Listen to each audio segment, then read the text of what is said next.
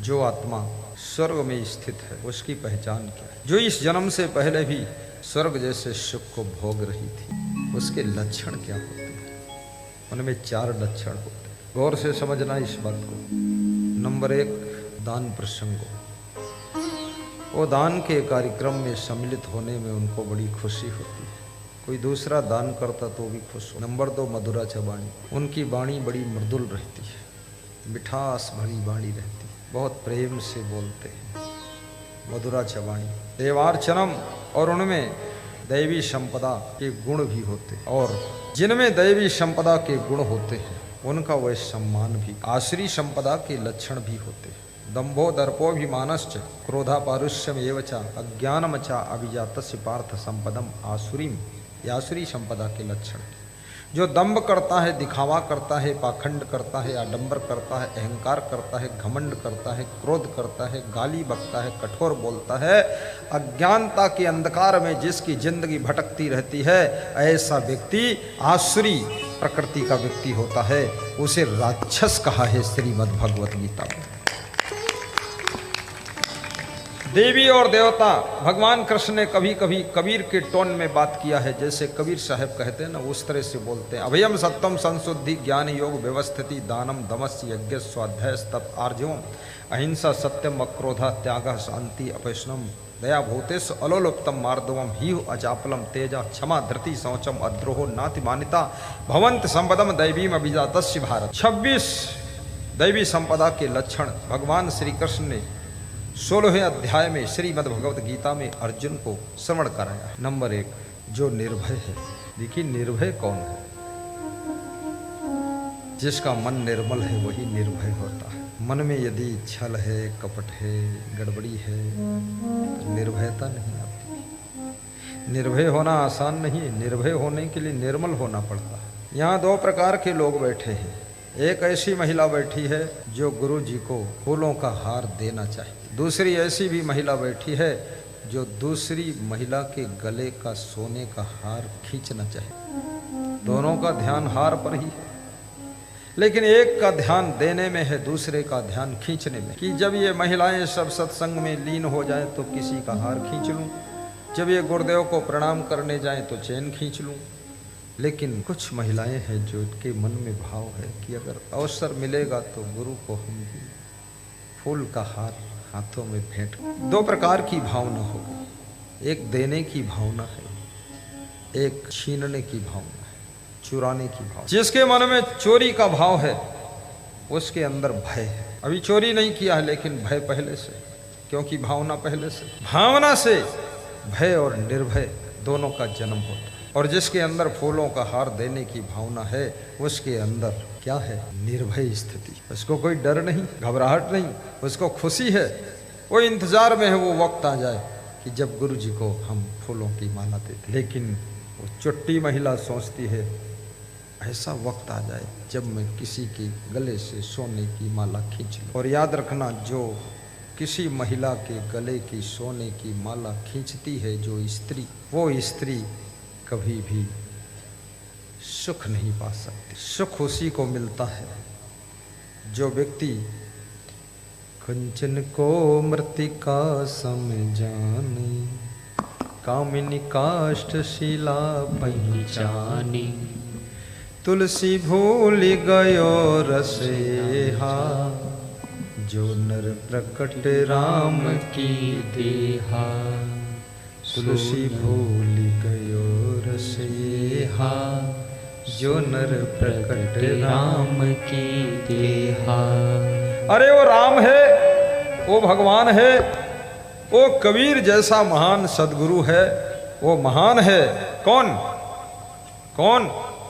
क्या सुनाया मैंने? कंचन को मृतिका सम जानै। कंचन, कंचन माने सोना होता है। जो सोना को मिट्टी के समान जानता है, जिसका मन ललचाता नहीं है कि ये हमको मिल जाए। लालच बुरी बला है, आ बला पकड़ गला नरक में ले चला। जिसको सोना देखकर भी लालच नहीं आता है।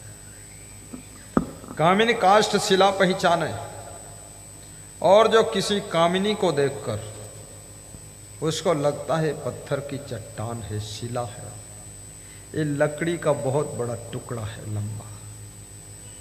अर्थात जिसके मन में कामिनी को देखकर भी काम वासना नहीं पैदा होती है, बल्कि उस कामिनी के अंदर देवी का रूप दिखाई देता है और उसके पैर छूने का मन होता है, ऐसा व्यक्ति राम का रूप होता है, वो भगवान का रूप होता है। भगवान बनना असंभव नहीं है, कठिन नहीं है, बहुत सरल है।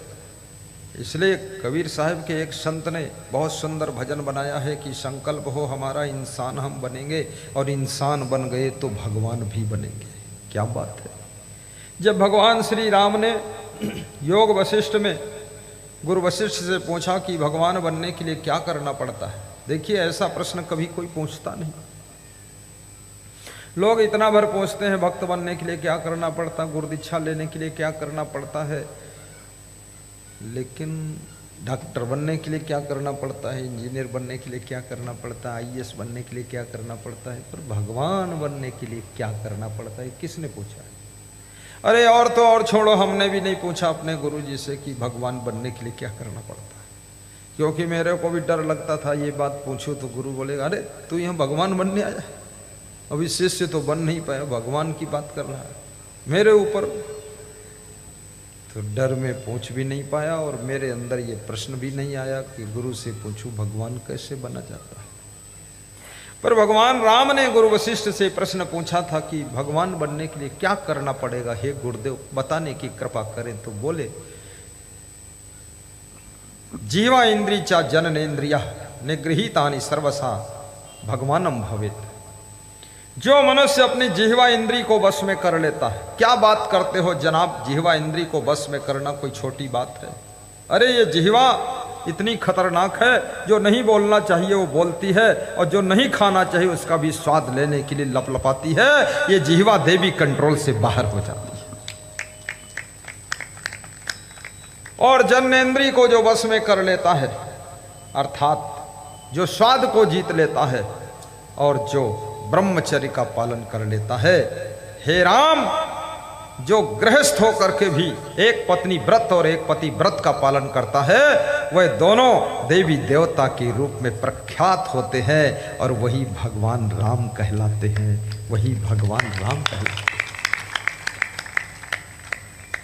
ये सदगुरु बनना, अपने नाम के आगे सदगुरु लिखना आसान है, लेकिन सदगुरु बनना बहुत कठिन है। सदगुरु तो अंतिम यात्रा है, सदगुरु भगवान से ऊपर की पोस्ट है। भगवान भी जहाँ पर मस्तक टेक देता है, दंडवत प्रणाम कर लेता है, भगवान भी जहाँ पर हाथ जोड़कर खड़ा हो जाता है, उस प्रतिभा का नाम सदगुरु होता है। और सदगुरु भगवान को भी ज्ञान देता है, तब भगवान का कल्याण होता है, तब भगवान का कल्याण होता है। कंचन को मृतिका समझानी, कामिनी काष्ठ शिला पहचाने, तुलसी भूल गयो रस गेहा, सुनर प्रकट राम की देहा। मात्रवत परदारेश परद्रव्येश लोष्ठवत आत्मवत सर्वभूतेश यह पश्यत सा पंडिता। कौन पंडित है जिसको अपनी पत्नी के अलावा समस्त नारियों में माँ का रूप दिखाई देता है, और जिसको अपने धन में धन दिखाई देता है और दूसरे की धन दौलत में क्या पर द्रव्य लोष्ठवत मिट्टी ढेला पत्थर का रूप दिखाई देता है, और जो अपनी आत्मा के समान दूसरे की आत्माओं को देखता है, वो जगत का पंडित होता है, वो जगत का पंडित होता है। बोलिए सदगुरु भगवान, जोरदार ताली भी बजाया करो। बहुत कमजोर लोग दिख रहे।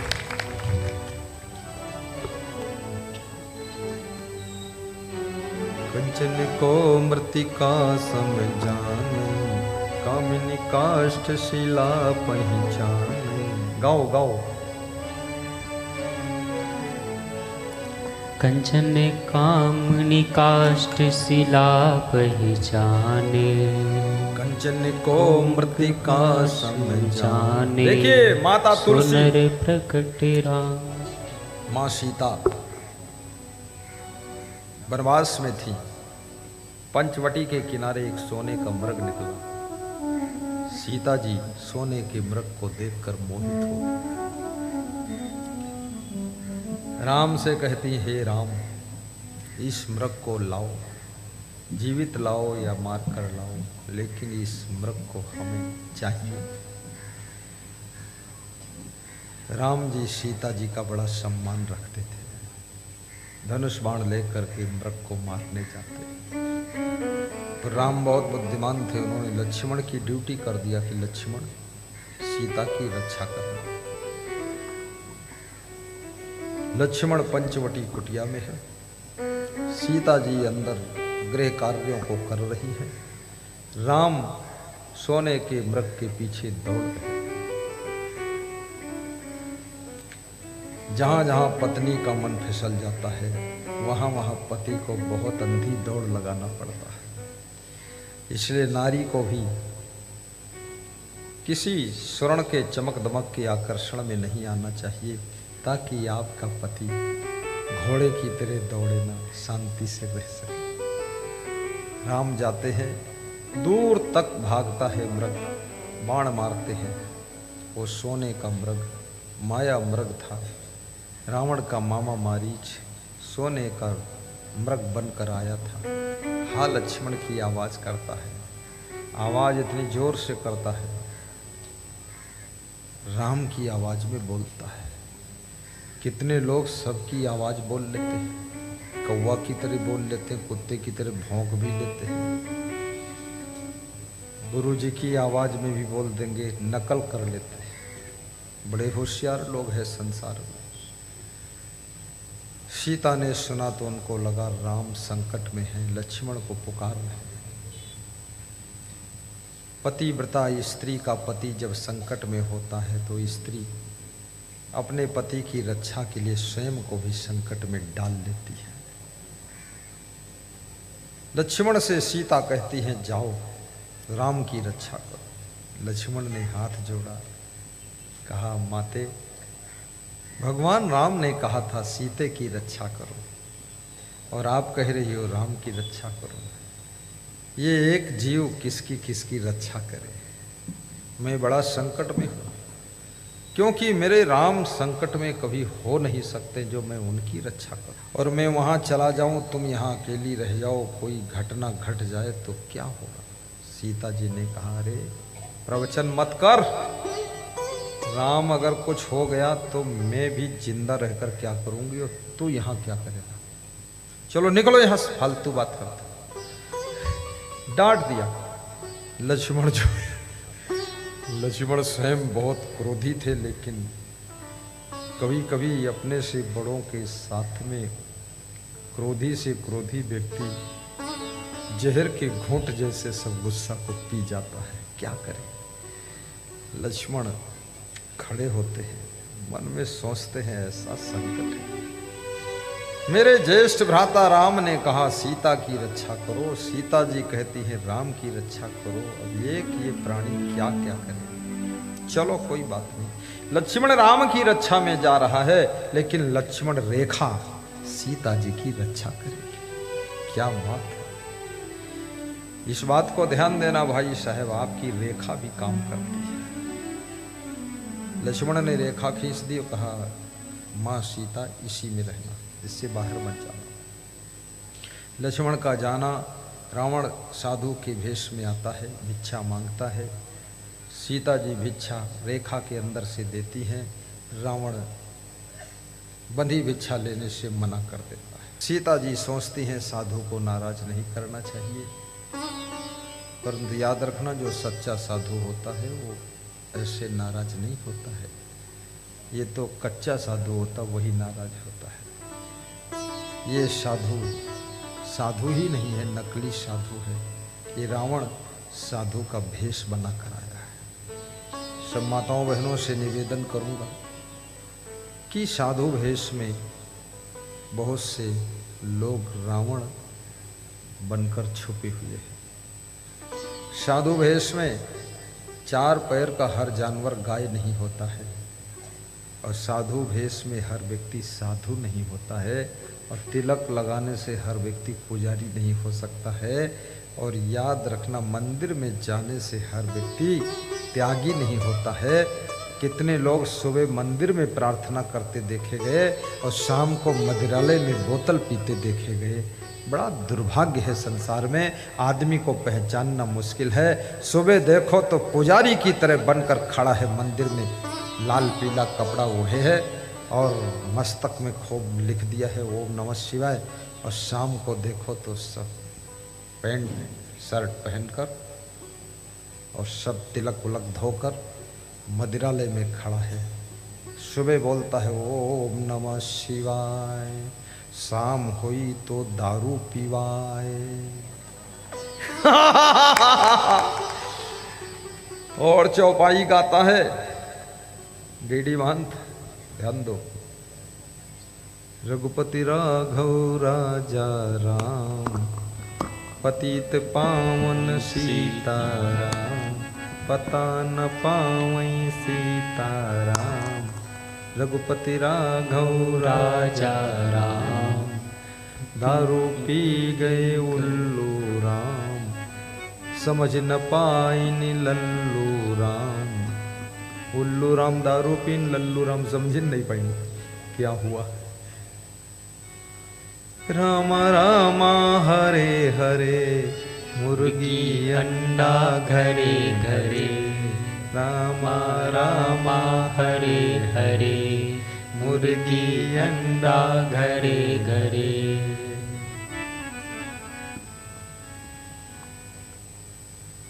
रघुपति राघव राजा राम, शाम हुई तो 200 ग्राम, शाम हुई तो 200 ग्राम।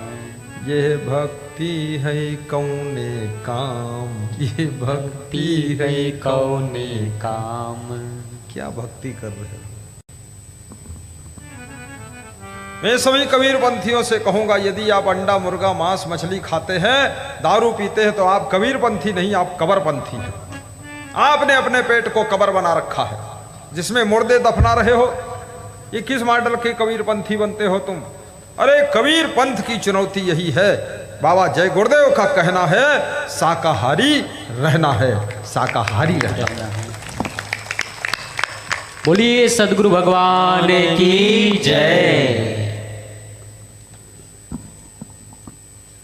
मंगल भवन अमंगल हारी, जय जय जय गुरुदेव तुम्हारी, जय जय जय गुरुदेव तुम्हारी।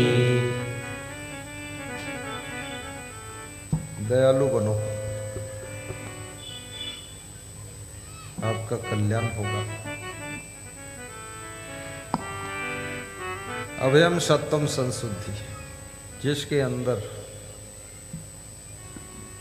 निर्भय मन है, सात्विक विचार है, अंतःकरण शुद्ध है। 26 लक्षण बता रहा हूं, ध्यान देना। ज्ञान है जिसको आत्म ज्ञान, अहम शुद्ध चैतन्य ज्ञानम स्वरूपम, अजर हम अमर हम अखंडम अनुपम। आत्म ज्ञान, आत्म ज्ञान नहीं होगा, भटकना बंद नहीं होगा। आत्म ज्ञान बिना नर भटकई, कोई मथुरा कोई काशी,